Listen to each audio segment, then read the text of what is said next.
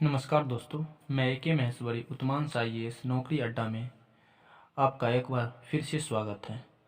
साथियों, आज मैं जो आपको इकोनॉमिक्स का एक जो मेन टॉपिक होता है बजट, इस बजट पे आज मेरा लेक्चर रहेगा और आपको 2021-22 का जो बजट तैयार किया गया है, मैं उस 21-22 का जो भी बीजेपी सरकार के द्वारा बजट में प्रावधान दिया गया है, प्लानिंग बताया गया है कि किस सेक्टर में कितना पैसा को दिया गया है भारत की विकास के लिए, मैं आपको नेक्स्ट लेक्चर में उसका ही चर्चा करूंगा। लेकिन आज जो साथियों कुछ बेसिक बजट के बारे में हम देखेंगे, क्योंकि बेसिक देखना रिसेंटली बजट को समझने में आपको बहुत ही सहायता सिद्ध होगा।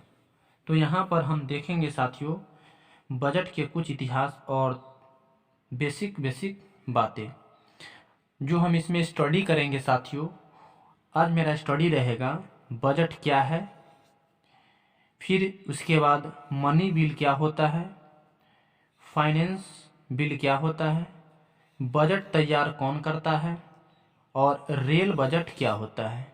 हम इन सब मुद्दा पर चर्चा करेंगे। एंड यहाँ पे टाइप्स ऑफ बजट के बारे में भी पढ़ेंगे, जिसमें से परफॉर्मेंस बजट, निष्पादन बजट क्या होता है, जो कि भारत में 1969 में लाया गया था। जीरो बेस्ड बजट सिस्टम क्या होती है, जो भारत में 1987-88 में अप्लाई किया गया था। आउटकम बजट क्या होता है, जेंडर बजट क्या होता है। फिर मेरा जो लेक्चर रहेगा डेफिसिट पे, घाटा पे, बजटीय या बजट डेफिसिट क्या होती है, प्राइमरी डेफिसिट क्या होती है, फिजिकल डेफिसिट क्या होती है एंड रिवेन्यू डेफिसिट क्या होती है। तो आज मेरा जो लेक्चर साथी इन्हीं सब मुद्दों पर रहेगा। फिर हम देखेंगे कि जो यहाँ पे बजट के बारे में हम पढ़ रहे हैं, तो पहले हम देखते हैं कि बजट का क्या सेंस होता है। तो साथियों, मैं आपको बता दूं कि आपके जो फैमिली में कोई फंक्शन होता है तो वहाँ पर बोला जाता है कि बजट कम है। इसका क्या सेंस निकलता है, यानी पैसा की कमी है। सेम यहाँ पर यही बात है जो कि हमको गवर्नमेंट के हिसाब से पढ़ना है इकोनॉमिक्स में। तो बजट जो होती है किसी भी सरकार के एक साल के इनकम और एक्सपेंडिचर के विवरण यानी स्टेटमेंट को हम लोग बजट कहते हैं।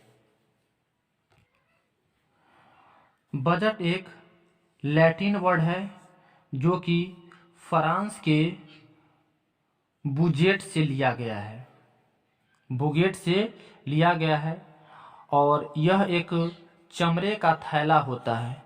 जैसे कि निर्मला सीतारमन जो 1 फरवरी को भारत का जो बजट पास की थी, तो उसके पास एक इस तरह के एक बैग था। वह एक स्किन यानी चमड़ा का बैग था।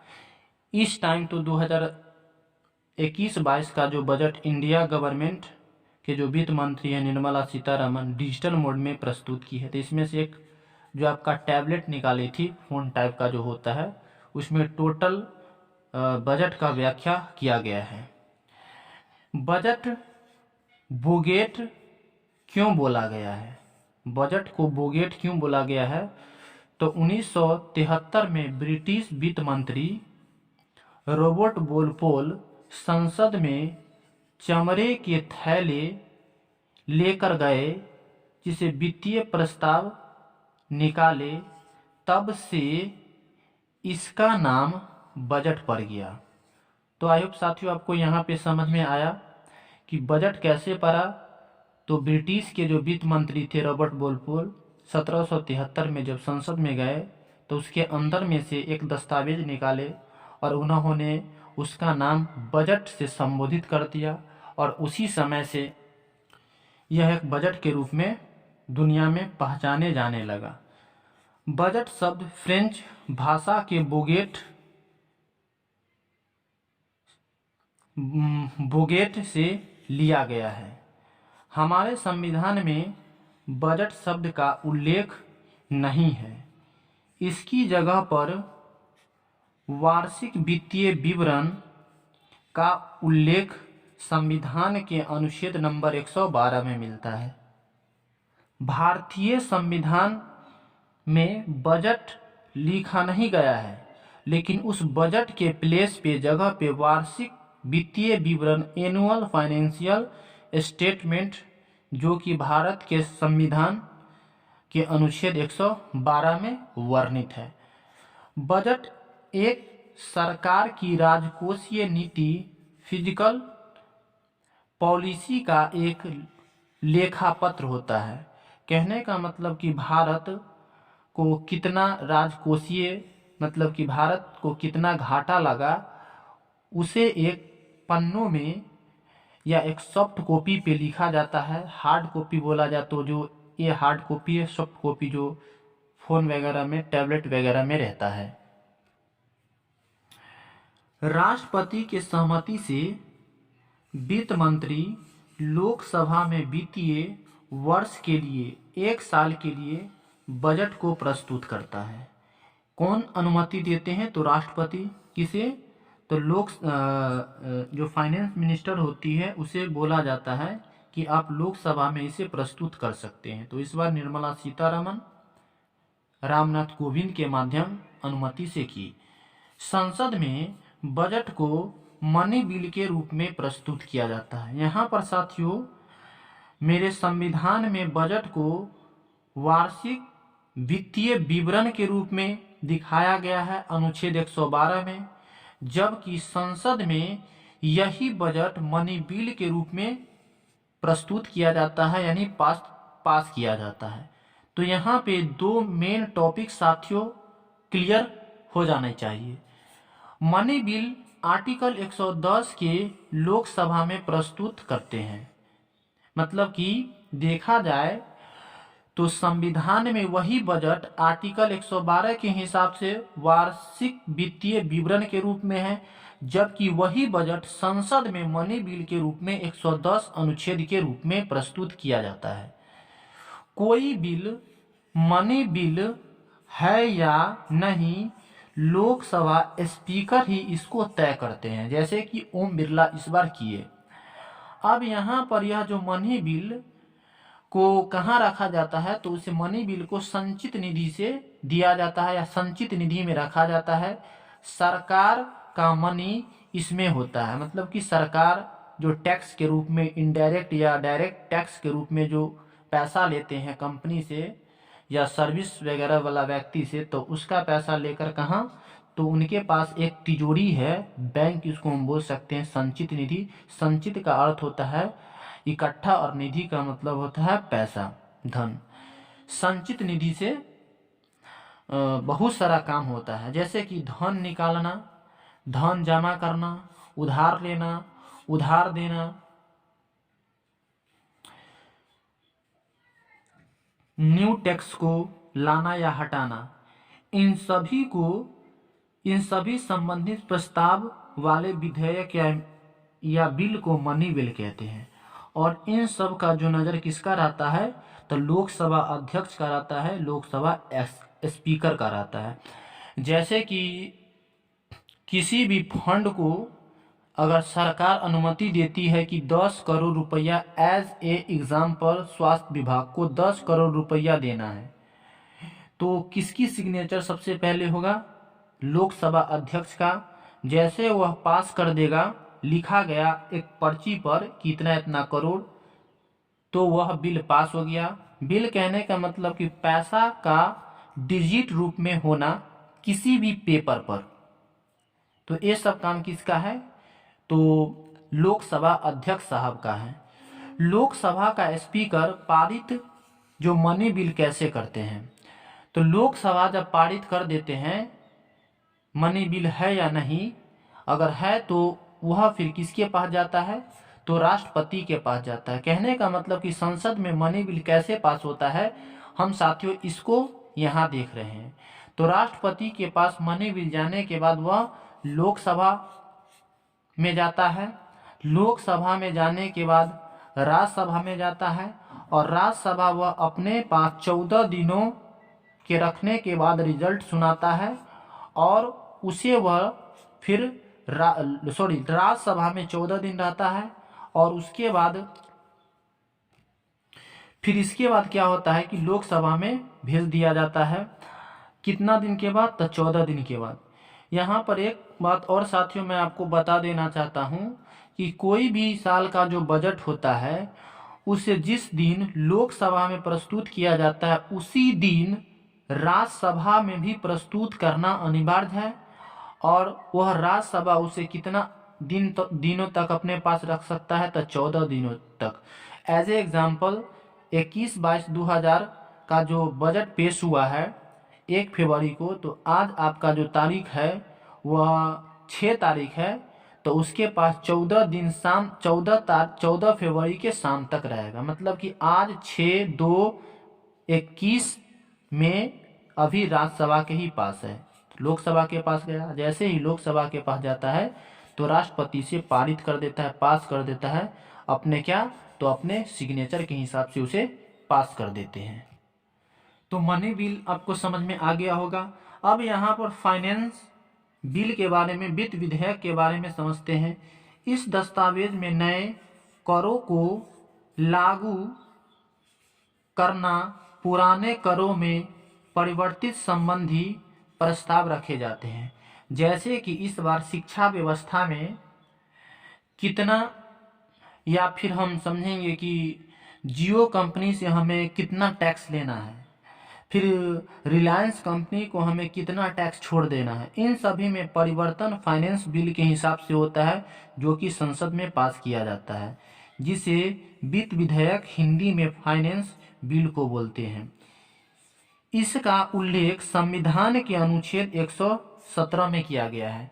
साथियों, फाइनेंस बिल का वर्णन अनुच्छेद 117 में किया गया है। मनी बिल यानी धन विधेयक का वर्णन आपका जो अनुच्छेद नंबर किया गया है 110 में किया गया है, जबकि आपका जो वार्षिक वित्तीय विवरण का वर्णन किया गया है 112 में किया गया है। बजट कौन तैयार करता है? जो बजट होता है उसको तैयार करने का काम वित्त मंत्रालय, फाइनेंस मिनिस्ट्री को जाता है और नहीं तो वित्त सचिव को जाता है, फाइनेंस सेक्रेटरीट को जाता है। मतलब कि बजट वित्त मंत्रालय या वित्त सचिव के द्वारा किया जाता है। संसद द्वारा बजट पास किए जाने तक सरकारी खर्च को हम लोग लेखा अनुदान बोर्ड ऑन अकाउंट के तहत प्राप्त करते हैं। जैसे कि बजट बड़े बड़े जो यूपीएससी एक्सपर्टर व्यक्ति रहते हैं, तो जब वह तैयार करते हैं तो उसको पैसा मिलना चाहिए, तो उसको किस हिसाब से? तो लेखा अनुदान के हिसाब से मिलता है।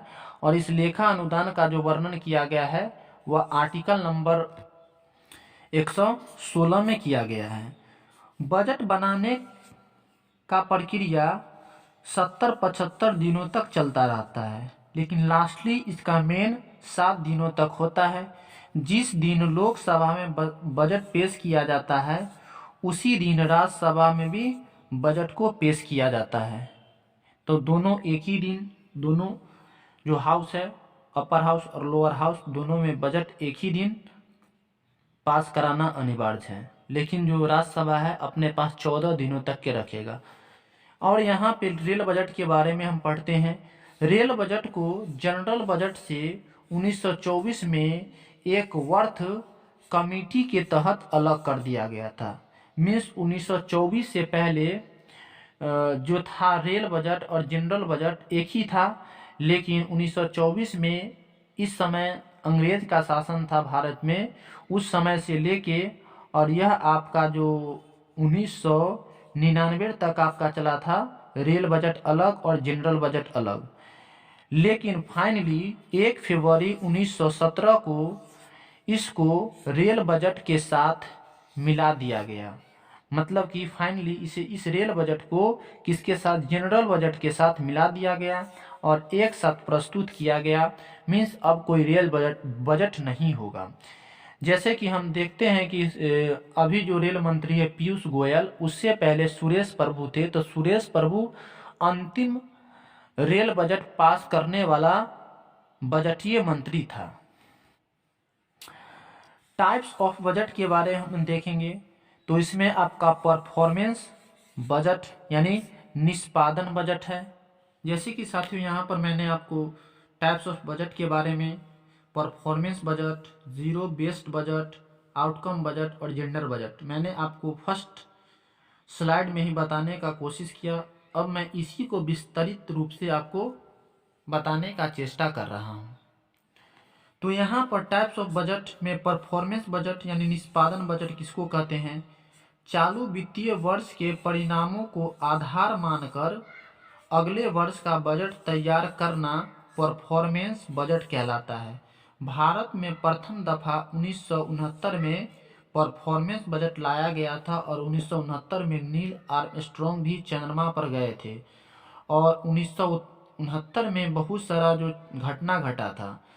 मैं परफॉर्मेंस बजट को एक साधारण सा वर्ड का प्रयोग करके मैं आपको समझा देता हूँ।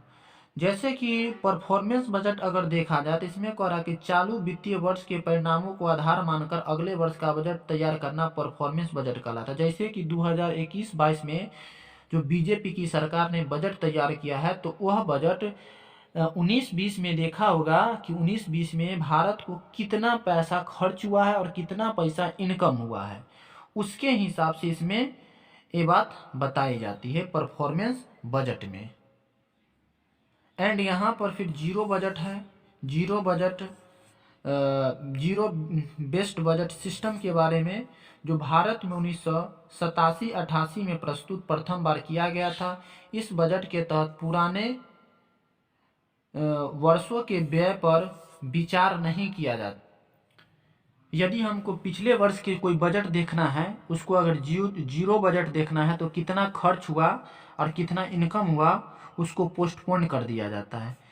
नहीं उसमें कुछ सुधार किया जा सकता है और नए वर्ष के लिए बिल्कुल नए सिरे से बजट तैयार किया जाता है। कहने का मतलब कितना खर्च हुआ, कितना इनकम हुआ, उसका कोई लेखा जोखा नहीं, उसको ख़त्म करो और फिर से अगला साल में कितना पैसा खर्च करना है किस किस परियोजना में, उसकी पूरी तैयारी किया जाता है, जिसे हम लोग जीरो बेस्ड बजट सिस्टम कहते हैं। इस प्रणाली को सूर्य बजट भी कहते हैं, सनसेट बजट के नाम से भी जानते हैं। तो डायरेक्टली क्वेश्चन आपको पूछा जा सकता है। जीरो बेस्ड बजट का सबसे पहले प्रयोग अमेरिका ने किया था। ये भी क्वेश्चन आपको पूछ सकता है कि सबसे पहले जीरो बेस्ड बजट का प्रयोग करने वाला, और भारत ने इस प्रणाली का प्रयोग सबसे पहले 1987 और 88 के टाइम में किया था। तो जीरो बजट का प्रयोग भारत में 87 और 88 1900 के टाइम में किया गया था। सबसे पहला राज्य जिसने जीरो बेस्ड बजट सिस्टम को अपनाया वह मेरा क्या था? आंध्र प्रदेश, जिसे हम लोग 7 सिस्टर में से एक मानते हैं। अब हम यहाँ पर देखेंगे आउटकम बजट, जो कि यहाँ पर आपको दिखाई दे रहा होगा आउटकम बजट। उसके बाद हम लोग जेंडर बजट, उसके बाद डेफिसिट के बारे में पढ़ेंगे। तो यहाँ पर आउटकम बजट में क्या होता है? योजनाएं जो सरकार देती है, जैसे कि मनरेगा हो गया, मध्याह्न भोजन योजना हो गया, जिस तरह से स्कूलों में खिचड़ी खिलाई जाती है, प्रधानमंत्री ग्राम सड़क योजना हो गया। देश का पहला आउटकम बजट 2005 में पेश किया गया था। इसका मेन उद्देश्य चालू वित्तीय वर्ष की हर तिमाही समीक्षा करना है। जैसे कि हर वर्ष में जो तिमाही जो बजट पेश होती है, जैसे कि वार्षिक बजट का जो टाइम है वह आपका 1 अप्रैल से 31 मार्च तक, तो 3 महीना का जो एक स्लॉट चलता है। जैसे कि आपका 1 मार्च से अप्रैल से चालू हुआ था तो अप्रैल, मई, जून, उसके बाद इसी तरह से 3-3 साल का स्लॉट चलता है, जो कि 4 दफा जो हर साल में काउंट किया जाता है। तो तिमाही का मतलब यही होता है कि हर 3 महीना पर जो गवर्नमेंट किस तरह से बजट को या किस तरह से इनकम कर रही है, ऐसे चीज़ों को हम लोग आउटकम बजट के श्रेणी में डालते हैं। आगे देखिए, अब यहाँ पर जेंडर बजट देखेंगे, जिसको हम लोग बोलते हैं लिंग बजट। ये बजट महिलाओं के विकास या कल्याण से संबंधित योजनाओं और कार्यक्रमों के लिए प्रति वर्ष राशि को सुनिश्चित किया जाता है। कहने का मतलब कि महिलाओं को 2020 और 21-22 में कितना पैसा दिया गया है सरकार के कोष से, तो या 5,000 या 10,000 या 2 लाख या 500 करोड़, या आपको नेक्स्ट वीडियो में मैं समझाने का प्रयास करूंगा।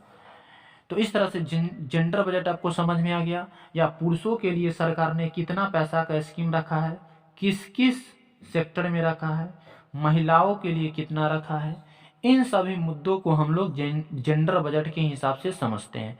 बजट से संबंधित कुछ महत्वपूर्ण टॉपिक्स को हम देखेंगे। विश्व में सबसे पहले बजट जो वह कहाँ प्रस्तुत किया गया था, तो ब्रिटेन में प्रस्तुत किया गया था, और प्रस्तुत करने वाले वहाँ के वित्त मंत्री फिलिप थे। प्रस्तुत कब किए थे? 1773 में किए थे। भारत में सबसे पहले बजट 1960 में प्रस्तुत किया गया था। प्रस्तुत करने वाले जो वित्त मंत्री थे जेम्स विल्सन थे, जो एक अंग्रेज था। उसके बाद स्वतंत्र भारत का जो पहला बजट जो पेश किया गया था 1947 में, और पेश करने वाले जो वित्त मंत्री थे वह R.K. सरमुखम चेट्टी साहब थे। और गणतंत्र भारत का पहला बजट पेश करने वाला जो मंत्री थे वह आपका 1950 में जॉन मथाई थे। ये आपका R.K. सरमुखम चेट्टी और जॉन मथाई के जो क्वेश्चनों की संख्या अबव और ज़्यादा मिलता है, तो इसे आप थोड़ा फोकस कर लीजिए। अब यहाँ पर जो डेफिसिट है, घाटा, जो कि यहाँ पर आपको एक डेफिसिट फर्स्ट स्लाइड में ही मैं आपको बताने का प्रयास किया हूँ कि मैं डेफिसिट के बारे में, घाटा के भी बारे में पढ़ेंगे। क्योंकि कोई भी देश में या कोई भी अगर कोई काम करते हैं तो उसमें डेफिसिट की होने की संभावना 100% है। बिना घाटा का कोई भी सौदा हो ही नहीं सकता है। तो यहाँ पर टैक्स में भी कुछ घाटा होता है, जैसे कि बहुत सारा टैक्स को चोरी भी कर लेता है, तो सरकार उस पर कानूनी कार्रवाई करती है। तो यहाँ पर हम जो डेफिसिट जो मोस्टली इम्पोर्टेंट है, इसमें जो 4 तरह के डेफिसिट मेनली बताई गई है। एक आपका है रिवेन्यू रिसिट्स, राजस्व आय प्राप्ति किसे कहते हैं, तो सरकार की ऐसी आय या प्राप्ति जिसमें सरकार पर किसी भी प्रकार की लायबिलिटी नहीं हो, जैसे कि इसमें टैक्स। एग्जाम्पल में आप समझिए कि जैसे कि सरकार हमें जॉब जब हम लोग करते हैं तो उसका कुछ हिस्सा टैक्स के रूप में ले लेते हैं, या फिर किसी कंपनी से सरकार कर के रूप में ले लेते हैं। कर 2 ही प्रकार के होते हैं, डायरेक्ट टैक्सेस और इनडायरेक्ट टैक्सेस। तो उस पर कोई प्रतिबंध नहीं रहता, लायबिलिटी नहीं रहता कि वह हमें फिर देंगे। तो इस तरह के करों को या इस तरह के फंक्शन को हम लोग रेवेन्यू रिसिट्स, राजस्व आय कहते हैं। ना बात समझ में आया? फिर यहाँ पर है रिवेन्यू एक्सपेंडिचर, राजस्व व्यय खर्च। ऐसी सरकारी खर्चे जिसमें सरकार की न तो प्रोडक्शन कैपेसिटी है, उत्पादन क्षमता का विस्तार हो रहा है, और न ही फ्यूचर हेतु इनकम जनरेट हो रहा है। तो ऐसे में इसके एग्जाम्पल में देखिए तो सरकारी विभागों पर होने वाला खर्च या सरकारी सब्सिडी को हम लोग रिवेन्यू एक्सपेंडिचर कहते हैं। इसको और सिंपल सी भाषा में समझिए कि जैसे कि सरकार जो है वह संसद भवन बनाएगी, और संसद भवन में अरबों खरबों रुपया उसमें इन्वेस्ट होगा, तो क्या उस संसद भवन से क्या संसद भवन रेंट पर लगेगा? उसमें से एक भी पैसा आएगा? नहीं।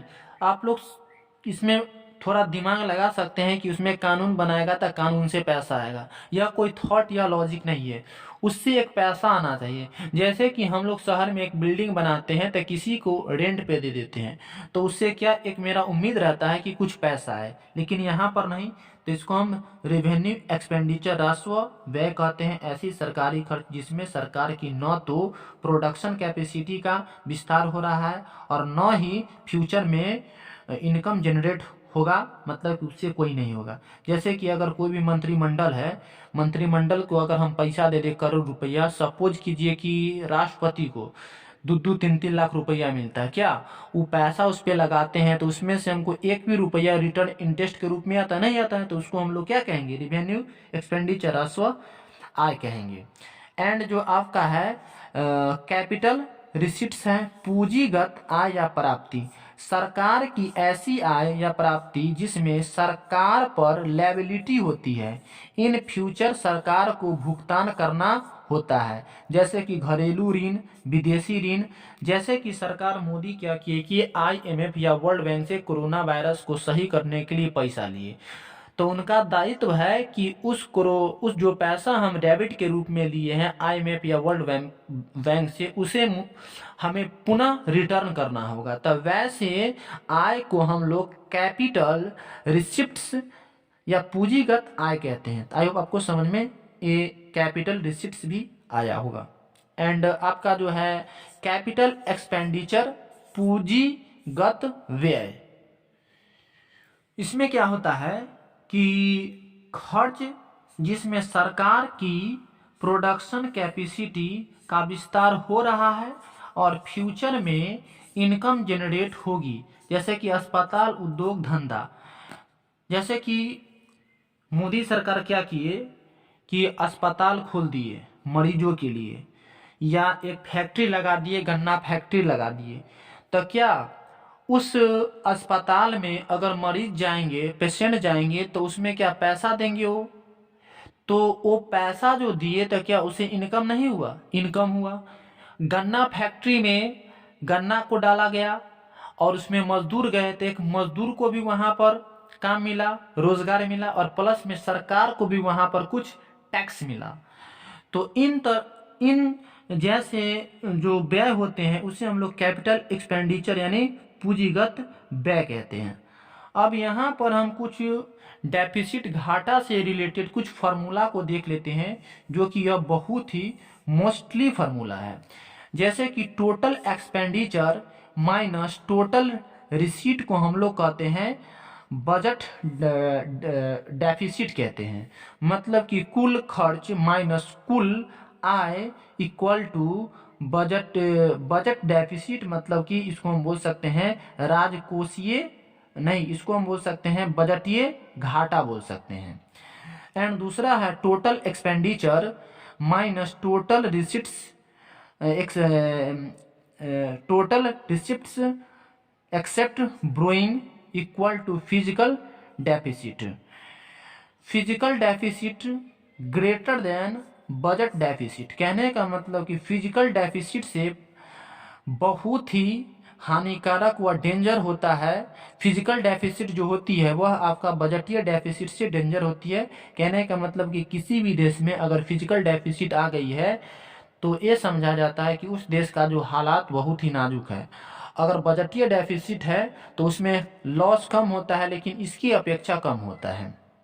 जैसे कि 10 रुपया का आप लीची खरीदे, 9 रुपया में बेच दिए एक साल, दूसरा साल 10 रुपया का लीची खरीदे और 5 रुपया में बेचे। लॉस तो आपको दोनों में हुआ, लेकिन आपका अगला जो 5 रुपया में बेचे हैं उसमें ज़्यादा आपका लॉस हुआ, तो वो लॉस को हम लोग बोलते हैं इकोनॉमिक्स की भाषा में फिजिकल डेफिसिट बोलते हैं। और 9 रुपया में बेचे हैं तो उसमें भी हमको 1 रुपया लॉस हुआ है, तो उसको हम लोग बजट डेफिसिट बोलते हैं। Physical deficit minus interest payment equal to primary deficit बोलते हैं। And total revenue expenditure minus total revenue expenditure equal to revenue deficit बोलते हैं। तो ये फार्मूला आपको एग्जाम पॉइंट ऑफ व्यू से साथियों बहुत ही महत्वपूर्ण है। आप इसे प्रैक्टिस करने का प्रयास कीजिएगा, आपको समझ जरूर आएगा। कुछ यहाँ पर बजट से रिलेटेड कुछ और बात देख लेते हैं, जैसे कि सरप्लस बजट किसको कहते हैं, जीरो बजट किसको कहते हैं और डेफिसिट बजट किसको कहते हैं। तो जो सरप्लस बजट होती है जो इनकम एक्सपेंडिचर से ज़्यादा होती है, मतलब कि कमाई ज़्यादा और गमाई कम, 10 रुपया कमाए 2 रुपया खर्च किए, तो उसको हम लोग बोलते हैं सरप्लस बजट। और भारत सरकार सरप्लस बजट नहीं बनाती है। जो डेवलप्ड कंट्री होती है, विकसित जो देश होता है, जैसे कि America, Japan, Norway, Sweden, Brazil, इन सब देश क्या करता है कि सरप्लस बजट बनाती है, मतलब कि उसको घाटा नहीं होता है। जबकि जो जीरो बजट होती है, इनकम इक्वल टू एक्सपेंडिचर, मतलब कि 2 रुपया कमाए और 2 रुपया खर्च कर दिए, तो इन बजट को हम लोग क्या कहते हैं, जीरो बजट एज कहते हैं। उसके बाद यहाँ पर डेफिसिट बजट जो होती है, घाटीय जो होती है, घाटा का जो बजट होती है, कम इनकम हुआ कम और एक्सपेंडिचर हुआ ज़्यादा, 10 रुपया कमाए 20 रुपया खर्च कर दिए, तो वहाँ पर डेफिसिट बजट होती है। भारत सरकार जो होती है वह देखा जाए तो सरप्लस बजट या जीरो बजट नहीं बनाती है, डेफिसिट बजट बनाती है। यानी ओवरऑल देखा जाए तो जितना भी विकसित देश है या अल्प विकसित देश है, वो सब क्या करती है, जीरो बजट नहीं बना पाती है, न सरप्लस बजट बना पाती है, वह डेफिसिट बजट बनाती है। जैसे कि इस बार भारत सरकार ने 9.8 जो आपका डेफिसिट बजट बनाई है, मतलब कि राजकोषीय घाटा वाला बजट बनाई है। क्यों? क्योंकि इसमें कितना 9.8 लाख करोड़ का जो लॉस लगा भारत को, जो कि वर्ल्ड बैंक से भी लिए हैं, किसी किसी देश से भी पैसा लिए हैं, लेकिन अमेरिका वगैरह जापान वगैरह नहीं लिए हैं, तो वहाँ पर सरप्लस बजट बनती होगी। यहाँ पर कुछ और महत्वपूर्ण बात साथियों मैं आपको बता देना चाहता हूँ, आप ध्यान से समझिएगा इसको, कि भारत में जो सबसे ज़्यादा बजट पेश करने वाला जो वित्त मंत्री कौन थे, तो उसका जो नाम आता है मोरारजी देसाई। कितना बार किए, तो 8 बार 10 बार किए थे। क्वेश्चन यह आपको पूछ सकता है या पूछा ही जाता है, जिसमें से वह 8 बार पूर्वकालिक बजट प्रस्तुत किए और 2 बार अंतरिम बजट प्रस्तुत किए। एंड दूसरा नंबर पर जो अधिकतम बजट प्रस्तुत करने वाला जो मंत्री का नाम आता है, उनका नाम है पी चिदम्बरम साहब। उन्होंने 8 बार टोटल बजट को पेश किए अपने कार्यकाल में, जो कि एक कांग्रेसी नेता है। तो उन्होंने 8 बार में 7 बार उन्होंने पूर्वकालिक बजट, जबकि 1 बार अंतरिम बजट को प्रस्तुत किए। एंड तीसरा नंबर पर जो आते हैं वह सबसे ज़्यादा प्रस्तुत करने वाले बजट वह मनमोहन सिंह, उन्होंने 6 बार बजट को प्रस्तुत किया था। तो ये आपको सबसे ज़्यादा 1 नंबर पर, 2 नंबर पर, 3 नंबर पर। अब यहाँ पर एक और बात पूछ लिया जाता है कि प्रधानमंत्री के पद पर होते हुए भी वित्त मंत्री के रूप में बजट पास करने वाला कौन ऐसा मंत्री है। तो एक है आपका पंडित जवाहरलाल नेहरू, एक है आपका इंदिरा गांधी और एक है आपका राजीव गांधी। तो इस बात को आई होप साथियों आपको समझ में आ गया होगा। ये भी क्वेश्चन आपसे पूछ सकता है कि वित्त मंत्री के साथ साथ कौन ऐसा मंत्री जो थे उप प्रधानमंत्री भी थे और तब जाके वह बजट पेश किए थे भारत में, तो वह आपका मोरारजी देसाई ही होंगे। तो इस प्रकार से साथियों आज का मेरा जो बजट का जो लेक्चर था वह समाप्त होता है। फिर मैं आपसे जो 2021-22 का जो भारत सरकार ने बजट प्रस्तुत किया है, इसमें कुछ यूनिक चीज़ रहेगा आपको, जो करेंट अफेयर के नज़रिए से बहुत ही महत्वपूर्ण है। मैं फिर उसे आपके सामने में बना कर लाऊंगा और फिर उसके साथ मैं मुलाकात करूंगा। तो साथियों फिर मैं एक नए वीडियो के साथ मिलता हूं, तब तक के लिए